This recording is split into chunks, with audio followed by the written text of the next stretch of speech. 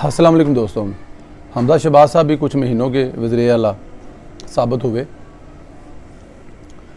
दोस्तों इतनी ज़्यादा टेबल स्टोरियाँ हैं, अब समझ नहीं आती किस टेबल स्टोरी पर आप लोगों की बात करें, क्या हक़ाइक़ आपके सामने रखें, किन किन चीज़ों के बारे में बहुत पहले से हम कह रहे थे, लेकिन ज़ाहिर है सुनने वाले आपको आप जैसे दोस्त सुनते हैं, लेकिन जो अरबाब इख्तियार हैं जिनके पास ताकत और पावर होती है, उन लोगों को ग्राउंड रियलिटी से कोई तल्लुक़ नहीं होता कि ज़मीन पर क्या हो रहा है, लोग क्या कह रहे हैं।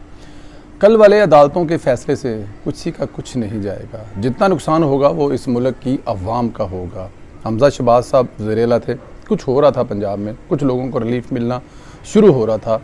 अब दोबारा परवेज़ अली साहब आए हैं, उन्होंने जो सबसे पहला काम किया है वो फ़रा गोगी के केसेस को जो ऑफिसर देख रहे थे उनके तबादले कर दिए। अब ये कुछ होगा, बदले लिए जाएंगे शिकस्तों के, जो शिकस्तें उनको हुई। हमेशा सुनते आए हैं कि वज़ीर आला जो इंतखाब है वो MPs करते हैं, लेकिन पहली दफ़ा ऐसा हुआ है कि 3 जजेस ने इंतखाब किया है परवेज़ अली का, अपनी निगरानी में हल्फ उठाया उनको, और की कहते ने दिन दा भी वसा नहीं खादा कि कल दिन चढ़े या ना चढ़े, रातों रात ही सारा काम पाया है। यहाँ पे बहुत सारी दूसरी चीज़ें स्टोरीज आ रही हैं कि जब परवेज़ अली साहब को PMLN ने और इत्तेहादी जमातों ने वज़ीर आला बना दिया था, तो क्या वजह थी कि वो भाग कर उस कैंप में चले गए थे।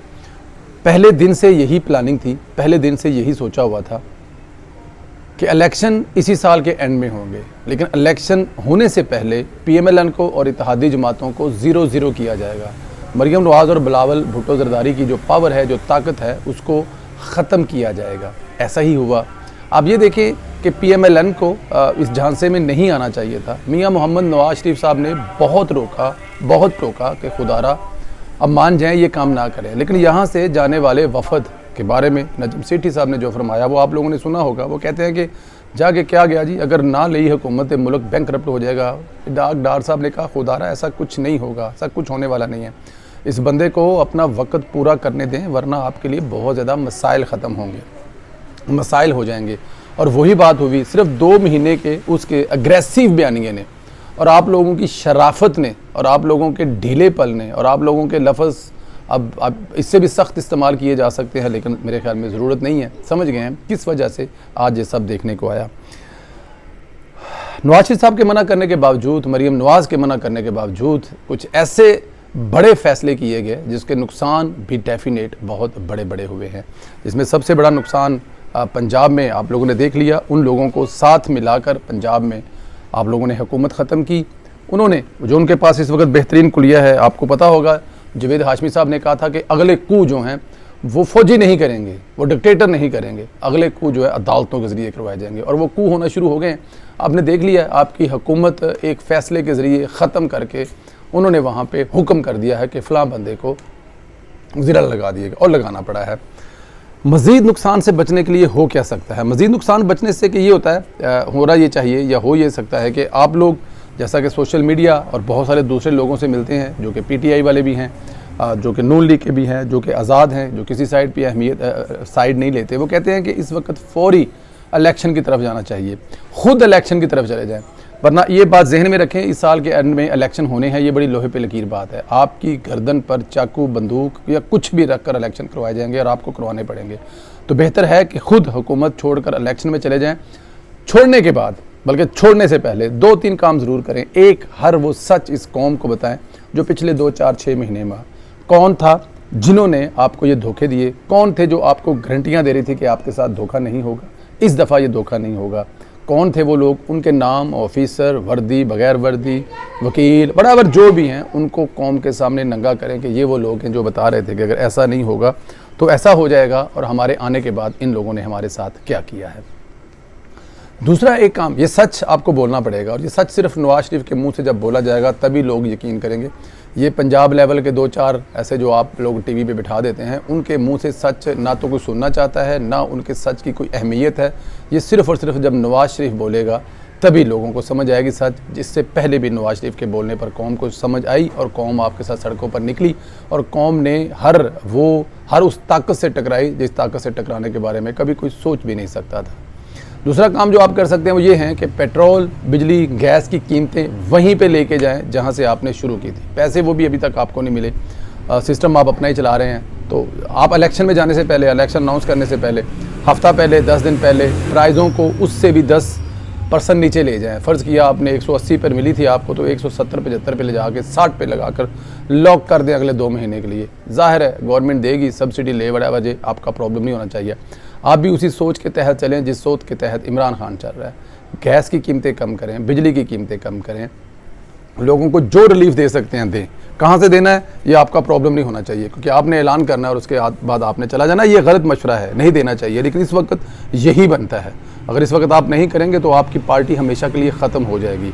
आप ये देखें कि इमरान खान को 3.5 साल लगे इतना गंदा होने के लिए, इतना खजल और ख्वार होने के लिए। जब वो हुकूमत से निकला तो लोग गालियाँ दे रहे थे, बददुआएँ दे रहे थे और PDM को दुआएं दे रहे थे। लेकिन सिर्फ 3 महीने में, 2.5 महीने में आप लोगों ने वो काम कर दिया जो इमरान खान को 3-3.5 साल लगे। तो उसका अल्टरनेट क्या हो सकता है कि आप लोग वापस उसी जगह पे जाएं, उन्हीं प्राइज़ों पे जाएं, छोड़ें और हुकूमत करने दें। राणा सनाउल्लाह साहब ने कहा है कि अगर मेरे पंजाब पर पाबंदी लगाई तो मैंने नोटिफिकेशन पर, गवर्नर राज के नोटिफिकेशन पर काम करना शुरू कर दिया है। पंजाब में नोटिफिकेशन लगा दिया जाएगा। अब ये वो चीज़ें हैं जिसके नुकसानात आवाम को होंगे, और मैं आपको ये भी बता दूं कि ये वो नुकसानात हैं जिसके नुकसानात पाकिस्तान मुस्लिम लीग को सबसे ज़्यादा होंगे। मौलाना फजल मान साहब एंजॉय कर रहे हैं अपनी वजारत, अपने बेटे की वजारत। आसफ अली जरदारी समेत उनका बेटा एंजॉय कर रहे हैं अपनी वजारतें, अपनी हुकूमत का हिस्सा।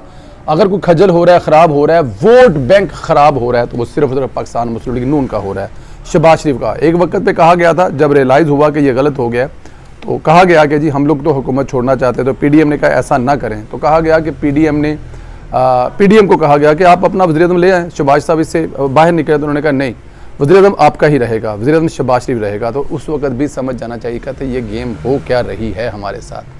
गेम से निकलने का एक ही तरीकाकार है, खुदारा होश के नाखून लें। सबसे ज़्यादा परेशान आपका वर्कर है। आज के दिन में जितनी कॉलें और जितने मैसेज मुझे आए हैं, मैं आपको बता नहीं सकता कि मुस्लिम लीग नून कर क्या रही है। मुस्लिम लीग नून अग्रेसिव सियासत क्यों नहीं कर रही।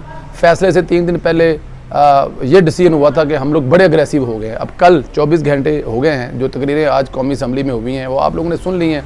उस पर मैं क्या बात करूं। उनमें ऐसा कोई चीज़ है जो आपको नज़र आया कि ये लड़ने वाले हैं, ये जहाद करने वाले हैं, नहीं।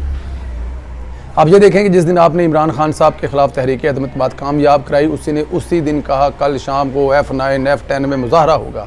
वहाँ पर तूते वाजियाँ लेके वो बैठ गया। पूरे पाकिस्तान में जलसे शुरू कर दिए, मुजाहरे शुरू कर दिए। क्या आप लोगों ने ऐसा कुछ किया? नहीं। ये जो मफाहमत की सियासत है जिसमें सिर्फ आपका नुकसान होना है, आपका नफ़ा कोई नहीं होना। अगर आपने ऐसे ही ये करते रहना तो खुदा, अब मैं आपको बता दूं, परवेज़ संधीला वो आखिरी इंसान होगा जो मुस्लिम लीग नून से पीछे हटेगा, सबसे आखिरी इंसान होगा। मेरे जैसे ऐसे लाखों की तादाद में जो ये दावा करेंगे कि वो मुस्लिम लीग नून को आखिरी, जब पूरी दुनिया छोड़ चुकी होगी तो वो एक सिंगल बंदा साथ होगा। लाखों होंगे, लेकिन उन लाखों का दिल आप लोगों के फ़ैसलों पर है। जब तक आप अग्रेसिव नहीं होंगे, जब तक आप इन लोगों को नथ नहीं डालेंगे, तब तक बात नहीं बनेगी। बाहर निकलना पड़ेगा, हुकूमत छोड़नी पड़ेगी। पंजाब में और मरकज़ में उनके हवाले करें, उनको जो करना है करने दें। इस बात से ना डरें कौन आर्मी चीफ़ आ जाएगा और क्या कर लेगा। कोई क़यामत नहीं आएगी, इससे बड़ी क़यामत क्या आ सकती है।